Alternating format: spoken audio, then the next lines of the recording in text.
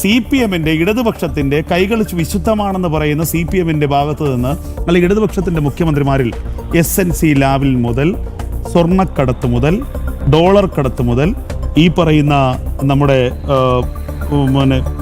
എന്താ പറയുന്നത് വീടുകൾ ലൈഫ് മിഷൻ പദ്ധതി മുതൽ എന്തെല്ലാം ആരോപണങ്ങളാണ്. ഞാൻ ചോദിക്കട്ടെ, അതിനെക്കുറിച്ച് കൃത്യമായ ഒരു അന്വേഷണം നടന്നോ ഇല്ല എന്നുള്ളത് രണ്ടാമത്തെ വിഷയം. അത് ഞാൻ പറയുന്നത് എനിക്കറിയാം. SNC ലെവലിന്റെ കേസിൽ അന്വേഷണം നടന്നില്ല എന്ന് പറയുന്നത് എന്ത് അടിസ്ഥാനത്തിലാണ്? ഞാൻ പറഞ്ഞ എൻ്റെ പോയിന്റ് ഇത്രയേ ഉള്ളൂ.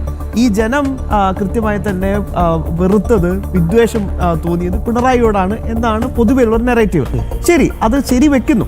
അങ്ങനെയെങ്കിലും ഓൾട്ടർനേറ്റീവിലേക്ക് പോകണ്ടേ? എന്തുകൊണ്ട് CPM-ന് ഒരു ഓൾട്ടർനേറ്റീവിലേക്ക് ഇല്ല എന്നാണല്ലോ MB ഗോവിന്ദൻ പറഞ്ഞത്? അതാണ് പ്രശ്നം. അപ്പൊ ഞാൻ പറഞ്ഞ പോയിന്റിലേക്കാണ് ഞാൻ വരുന്നത്. കാരണം ഇതൊക്കെ കൃത്യമായി തന്നെ പാർട്ടി പിണറായിയുടെ കയ്യിലാണ്.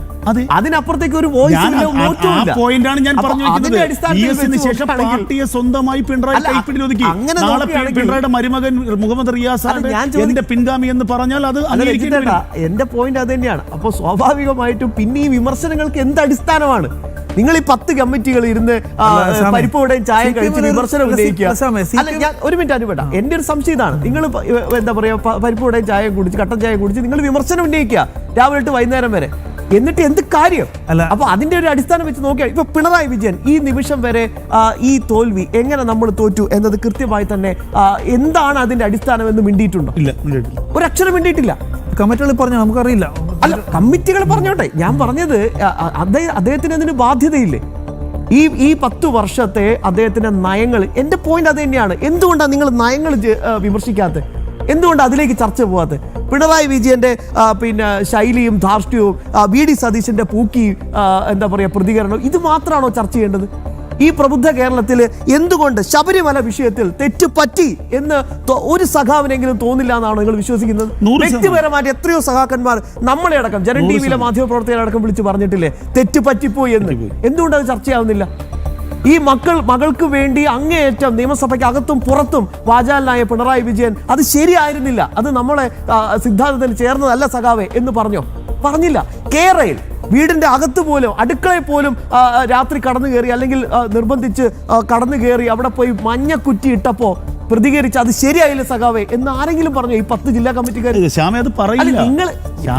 അടിസ്ഥാനം ഇതിലുള്ള ഞാൻ ചോദിക്കുന്നത്, ഒരു തരത്തിലും വിമർശിക്കാത്ത ഒരു പാർട്ടിയുടെ ഒരു അണികളിൽ നിന്ന് ഇത്തരമെങ്കിലും വിമർശനം വന്നത് വലിയ ഭാഗ്യമല്ലേ? ഞാൻ ചോദിച്ചു, ഇത് ഏകാധിപത്യമായിട്ടുള്ള ഒരു പാർട്ടിയല്ലേ? ഇത് ജനാധിപത്യ പാർട്ടി എന്ന് എനിക്ക് തോന്നുന്നിട്ടില്ല.